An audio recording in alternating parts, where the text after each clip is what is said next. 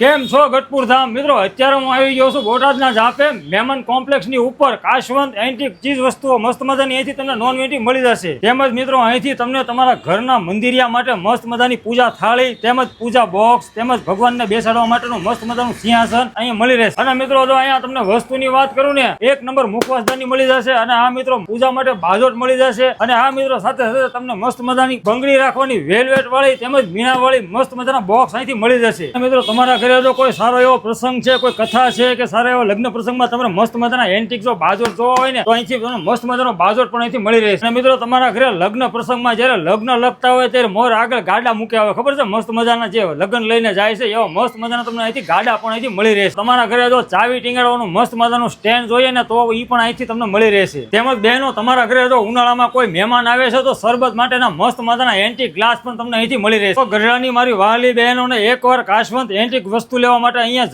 જરૂર મુલાકાત કરીએ. મિત્રો એડ્રેસ ની તમને વાત કરું ને, તો તમારે અહીંયા બોટાદના ઝાપેથી મહેમાન કોમ્પ્લેક્સ, અને હા મિત્રો નીચેથી દાદરો ચડો એટલે સાઈડ પર સીધી જ પહેલી દુકાન આવશે કાશવંત એન્ટિક વસ્તુની.